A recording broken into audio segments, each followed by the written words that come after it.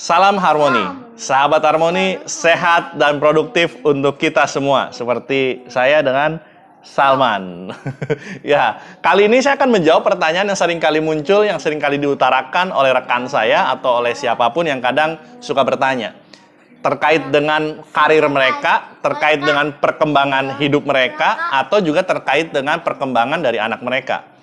Pertanyaannya adalah, ini kayaknya gua nih sudah sampai puncak karir gua ya, kayaknya gua gak bakal berkembang lagi, gua udah mentok nih. Kemudian ada juga pertanyaan, ini kayaknya kok susah banget ya gua belajar. Gimana ya?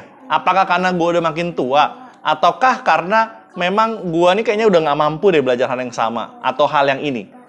Jadi ada pertanyaan itu sering kali muncul. Apakah pertanyaan itu juga muncul pada Anda? Kalau Anda merasa, kayaknya gua nih udah mentok, kayaknya nih udah cukup deh hidup gua, atau Anda merasa ini kayaknya gua nggak bakal bisa nih ngerjain ini. Ada jawaban yang cukup menurut saya cukup menjawab untuk pertanyaan ini, yaitu yang disampaikan oleh Carol Dweck dalam bukunya Mindset, The New Philosophy of Success. Jadi Carol Dweck ini kemudian memunculkan dua istilah yang akhirnya sekarang sangat terkenal. Istilah yang pertama adalah fixed mindset, yang kedua adalah growth mindset. Fixed mindset dan growth mindset, apa bedanya? Simpelnya begini, fixed mindset itu adalah berpikir bahwasannya, ya sudah, saya adalah apa yang dilahirkan atas bakat saya, artinya DNA saya, atau saya ini kayaknya sudah ditakdirkan untuk seperti ini saja. Tetapi kalau growth mindset adalah setiap manusia itu pasti bisa berkembang sesuai dengan usahanya, sesuai dengan semangatnya. Artinya, perkembangan diri manusia itu ditentukan dari apa yang dia upayakan, apa yang dia pikirkan, dan tentunya pantang menyerah sampai kapanpun, karena manusia terus berkembang. Hal itulah yang akhirnya growth mindset sangat direkomendasikan untuk kita, untuk selalu muncul di dalam diri kita. Bahwasannya kita harus bisa selalu berkembang, dan memang kita bisa berkembang. Itulah kenapa pada akhirnya kita selalu disarankan untuk belajar. Bahkan di dalam Islam ada utlubul ilma minal mahdi ila lahdi. Tuntutlah ilmu dari semenjak buayan sampai liang kubur. Artinya apa? Kewajiban kita untuk belajar adalah kewajiban kita untuk mengembangkan diri kita. Termasuk kalau Anda bilang, oh saya kayaknya udah mentok deh. Artinya apa? Yang membatasi itu bukan kondisi Anda, tetapi diri Anda sendiri yang membatasi diri Anda. Akhirnya, ketika Anda bilang, saya kayaknya sudah mentok deh, maka ketika Anda punya mindset seperti itu, maka akhirnya pasti tidak akan belajar lagi. Kalau kita bilang, kayaknya nih, gua nih nggak bakat deh. Yes, ketika Anda bilang nggak bakat, maka Anda nggak mungkin mau melakukan itu, sehingga memang Anda tidak akan pernah bisa melakukan itu. Apapun itu. Dan ada sebuah fakta menarik yang ini semoga cocok untuk Anda semua terkait dengan Death Valley. Death Valley itu kalau kita istilahkan dengan bahasa Indonesia itu adalah lembah kematian. Yes, ini mungkin kalau Anda search ya, lembah kematian atau Death Valley itu berada di sebuah gurun Mojave yang berada di sebelah tenggara di California yang perbatasan dengan Nevada. Dan ini memang disebut lembah kematian karena memang penduduknya saja sangat sedikit sekali. Posisinya memang di 282 meter di bawah permukaan laut. Jadi sangat rendah sekali. Dan termasuk penduduknya hanya sekitar 500-an penduduk saat itu di sebuah tempat yang sangat luas sekali. Dan yang kenapa disebut dengan lembah kematian adalah karena memang suhunya itu adalah suhu terekstrim di dunia. Suhunya pada suhu-suhu atau pada kondisi tertentu, suhunya itu mencapai 56 derajat Celcius. Bahkan pernah lebih dari itu. Susah sekali tumbuhan untuk hidup. Curah hujan itu sangat sedikit sekali. Itu tumbuhan itu, bahkan hewan pun itu susah untuk hidup di sana. Bahkan selalu ada peringatan. Jangan lewat atau jangan Anda melewati tempat ini atau Anda berpelisiran tempat ini di atas jam 10 karena cuaca akan sangat panas sekali. Akhirnya memang orang tidak menjadikan tempat ini sebagai tempat yang wisata yang menyenangkan, atau bahkan mungkin penduduknya pun banyak yang berpindah karena memang sangat sulit sekali hidup di sana. Tetapi apa yang terjadi? Ternyata Death Valley menyimpan sebuah potensi yang sangat luar biasa. Death Valley pada beberapa tahun yang lalu mengalami sebuah hujan yang sangat besar sekali. Saat itu mungkin ukurannya sekitar 1,5 inci. 1,5 inci hujan itu mungkin sedikit sekali. Tetapi mengingat dalam 1 tahun itu bisa sekitar 2 inci dalam setahun, Death Valley itu mengalaminya. Artinya apa? 1,5 inci itu saat itu membuat banjir.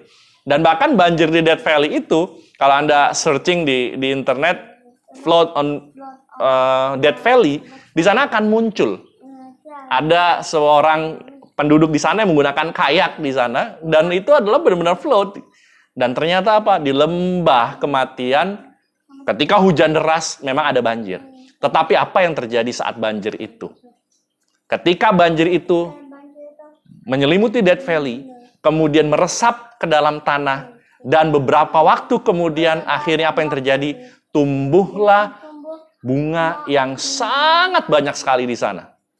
Bunga tersebut akhirnya memenuhi seluruh lembah. Dan bunga tersebut menjadi sebuah daya tarik yang sangat luar biasa bagi Anda yang ingin berkunjung ke Death Valley. Biasanya setelah musim semi, itu sangat banyak sekali bunga yang bertebaran di Death Valley. Bahkan ada seorang penduduk Death Valley yang 25 tahun hidup di sana, mereka bilang, saya sudah 25 tahun hidup di sini, melihat beberapa tumbuhan bunga saja, itu menurut saya sebuah keajaiban. Tetapi ketika beberapa tahun yang lalu hujan besar, ternyata membuat Death Valley menjadi sebuah taman bunga yang sangat besar sekali. Dan ternyata Death Valley menyimpan keindahan yang sangat luar biasa, yang keindahan terpendam. Dan kita tidak pernah mengirakan hal itu. Artinya apa? Setiap diri kita mungkin kita tidak sadari, tetapi yakinlah, di dalam diri kita ada sebuah potensi yang sangat luar biasa, yang kalau kita kembangkan, potensi tersebut akan kita dapatkan keajaiban di sana. Akan kita dapatkan sesuatu yang hebat di sana. Kita tinggal menemukannya saja. Kalau Einstein bilang, kalau kita menilai kehebatan berenang itu dari seekor ikan, maka mungkin tidak akan ada yang disebut jenius kecuali ikan tersebut. Kalau kita bilang kejeniusan atau kecerdasan itu hanya diukur dari kehebatan berenang, maka hanya ikan yang menang.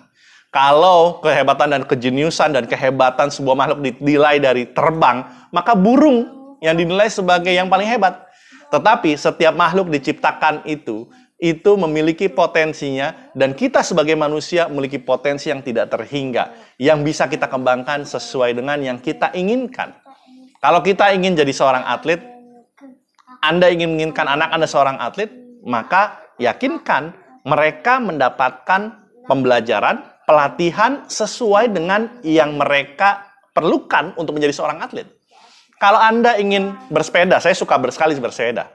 Ketika saya bersepeda, maka ketika saya melihat senior-senior saya yang sudah sangat jago bersepeda, saya bilang, kayaknya rasanya saya tidak mungkin seperti mereka. Tapi growth mindset dalam diri saya bilang, saya harus bisa meniru mereka. Cara mereka latihan selama ini bagaimana, dan saya bisakah menemukan cara latihan yang lebih efektif sehingga bisa menyaingi mereka, atau minimal bisa setidaknya tidak tertinggal jauh ketika masuk dalam sebuah peloton sepeda. Akhirnya, sedikit demi sedikit, cadence saya meningkat, heart rate saya meningkat, termasuk kekuatan otot kaki juga meningkat. Dengan apa? Dengan latihan. Kalau kita bilang, kayaknya nggak mungkin deh. Ketika kita bilang nggak mungkin, pasti nggak mungkin. Kenapa? Karena mindset kita sudah membatasinya. Ketika mindset kita membatasi, kita tidak mau berusaha. Itulah yang akhirnya, menurut Carol Dweck, yuk mindset kita ubah, fixed mindset kita hilangkan, kemudian kita tumbuhkan growth mindset kita.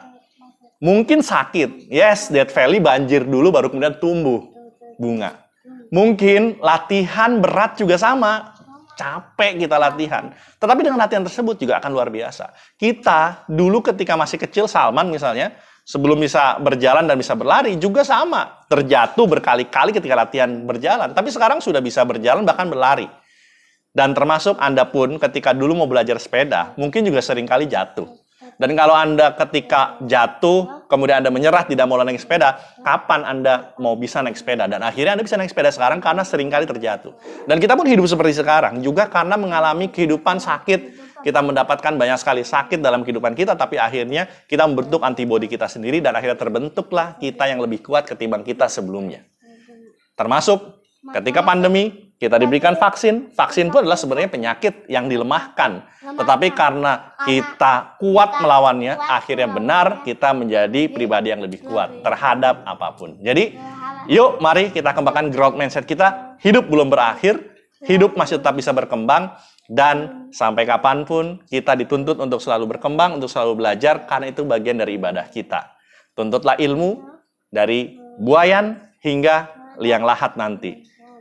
Kita berkembang, kita belajar, kita berproses untuk dari mulai kita kecil, dari mulai kita lahir, sampai saat ini, dan sampai maut meninggalkan kita. Lantas, kalau kita sudah belajar, apa yang terbaik? Yang terbaik, marilah kita berikan manfaat sebesar-besarnya untuk kemaslahatan. Karena hidup sekali, hiduplah penuh arti. Oke, teman? Oke. Terima kasih.